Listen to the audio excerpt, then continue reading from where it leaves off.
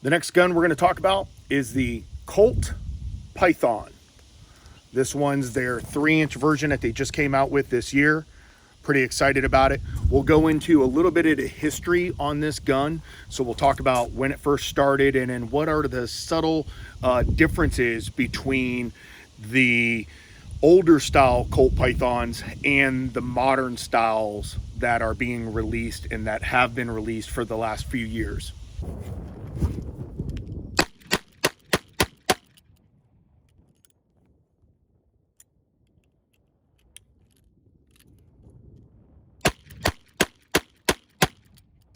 So in 1955, Colt introduces this Colt Python. Now, there were a variety of barrel lengths that were released during this time. You had 2.5, which just for whatever reason kind of chops this rib right in here. And I was never a big fan of the 2.5-inch versions. I think the 3-inch version is perfect. I also really fancy the 4-inch version as well, but they did a 2.5, a 3, which I believe was a limited run of that barrel length, 4-inch guns, 6-inch guns, and 8-inch. Now, obviously, your 8 and 6 were more built around hunting styles. Nobody that I knew really carried a 6-inch Python unless they were hunting, meaning specifically for self-defense. But I do know a lot of people who carry 4-inch guns now. That's for carry. If we were to say law enforcement back in the day, then a lot of law enforcement carried a combination between 4-inch and 6-inch guns. They had a reputation for their accuracy, their smooth trigger, their tight cylinder lockup. So basically the way this cylinder locks up when you close the gun, and of course as you're rolling that cylinder via pulling the trigger, it's extremely important that the timing's not off. And one of the things that was noticed in regards to the Colts were their extremely tight cylinder lockups. So this is built on a large frame, and at the time you had the Colt Trooper and you also had the Lawman as well. So frame wise, it kind of mirrored those other styles of guns. So again, this is built on a large frame.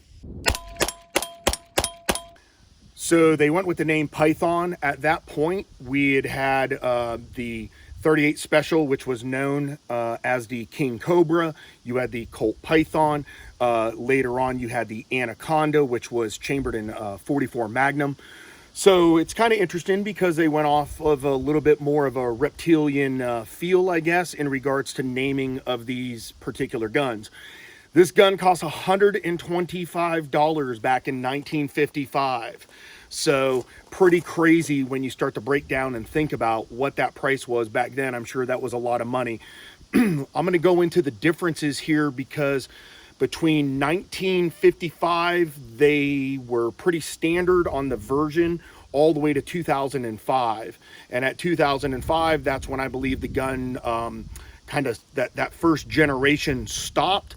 And then later, the second generation took over from 2020 to present. And we're going to cover some of those subtle changes that the gun went through. So now let's talk about some of the changes that Colt made from when they started this gun in 2020 to present. The original Colt Python in the back strap of the gun was known as a V-spring in regards to that particular system. The newer gun has a U-spring. I don't know what the subtle difference is between the spring design. Obviously, I would imagine after all these years, they wouldn't have changed it unless this was better. Okay, so that's one of the first things. The next thing is between the top rib on the top of the gun all the way down into the frame, there's 30% more metal. So they've really beefed this gun up. You'll notice that this particular version has, and I like this design, it has a smooth cylinder. That's really nice. However, they also changed the rear sight. Now, the original rear sight You would take a tool just like you need right here. So you would run elevation with a flathead, and then you had a really small flathead that you would use to click particular windage. This is not the same way. There's an Allen right here, and what that does is as you unloosen it, it slips the rear sight basically left or right. I'm not a huge fan of this. I wish it had one of a couple things. I wish it had this bolt and another bolt across from it, so basically one on the right and one on the left hand side to really lock that down. Or it had a bolt, but it also had what the old style Python sights had, which was an ability to do your clicks. I will say, sighting this in, you know, it's one thing if you go a couple clicks and then you go a couple clicks back because you went a little bit too far. On this, you're sliding it back and forth. What I did was I pulled this Allen out, I blue Loctited it and dropped a little bit of blue Loctite on the actual plate. And now I'm hoping that this is locked on to the foundation as best as possible. So it's a subtle thing. I don't really think it's a huge deal, but again, you know, if you're upgrading this version, it's something that I would look at. So 2020 to present, this is what the modern configuration is. We'll break down a couple other things as well. So let's break down a couple other things about this gun. The trigger is a pro and con for me. The con is that I wish it was about a pound lighter. As long as it didn't mess with reliability in regards to getting light firing pin strikes, then I would like to see a little bit of weight shaved off this. However, it's not a showstopper.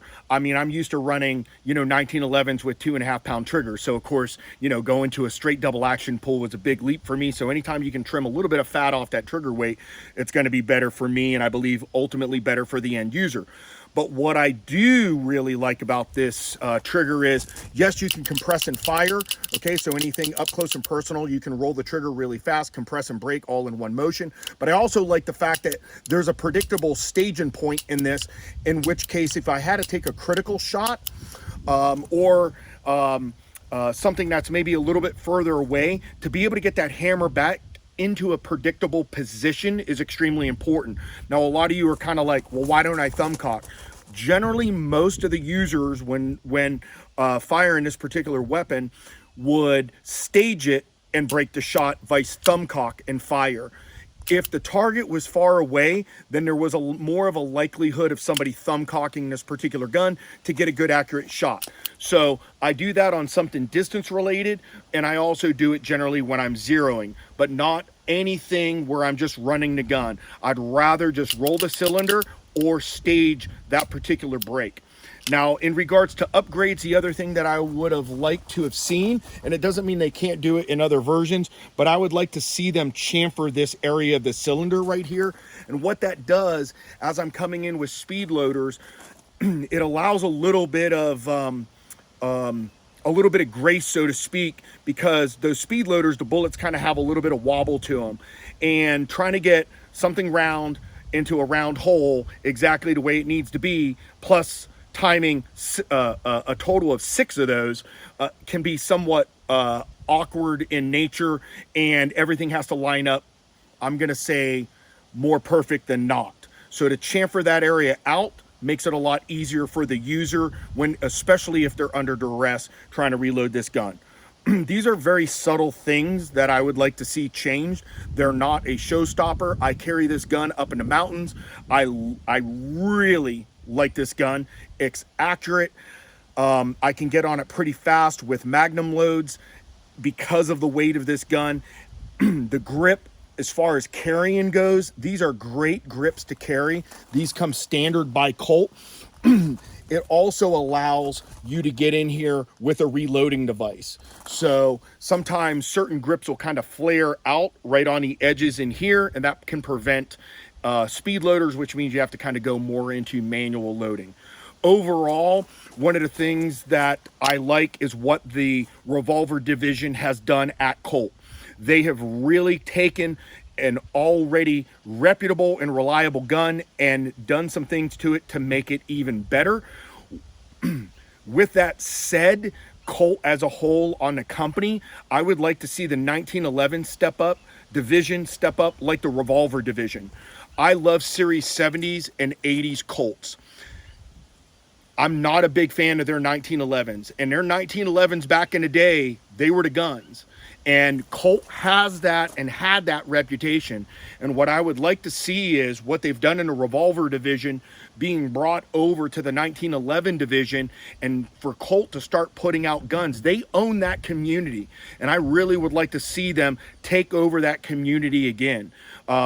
As far as their ARs go, I don't have a lot of experience except when I was a kid. And when I was a kid, you know, a Colt H-bar was the best of the rifles back then. And of course, there's nothing wrong with those rifles. I really like those rifles back then. Now, I don't really have much time on them. What I concentrate on is more mil-spec guns.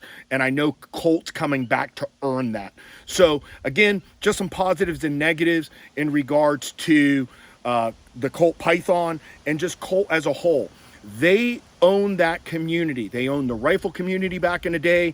The revolvers were top notch and their 1911s were top notch. So I don't think it's going to take them much to get the 1911 division back up to where it should be, in my opinion. But you can't go wrong buying one of these guns nowadays. It's worth the money.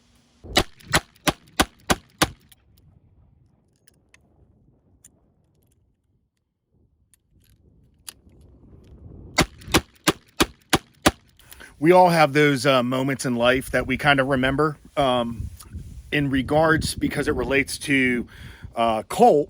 My dad, he still has to this day a blued 6-inch Colt Python. And I was, when I joined the military when I was 17, but before graduation in 1992, I was always shooting. I was shooting competitively, and I just made A-class shooter in IPSC. So of course, you know, you think you're pretty hot shit, so to speak, right? We're on the Withlacoochee River in Florida, and we're looking for hogs. We're hog hunting out of an airboat, and my dad's sitting next to me. We go into, we're going into some of the mangrove areas, and a hog pops up and starts running. My dad, and it's weird kind of how it happened, it just kind of was like casual, really casual. He just slowly reaches down, pulls out the revolver, thumb cocks it, and as the airboat's sliding to the right and the hog's going to the left, about 75 yards away, my dad thumb cocks the hammer and breaks a shot. And the hog disappears for a second, and we're like, bullshit, because a lot of times they would just take cover and kind of rut up. We go over there, and of course, there's a dead hog. So, yeah, my dad wasn't an A-class shooter, but he brought it. And of course, for me, you know, kind of ego-wise, I was like, you know, I'm a better shot than my dad, but I guarantee there was no way I was pulling that off. Hogs moving left, airboats moving right, thumb cocks, 6-inch Colt Python, and drops that hog. So just kind of a funny little backstory, but memories are memories. So again, with the modern Colt Pythons, you can't go wrong.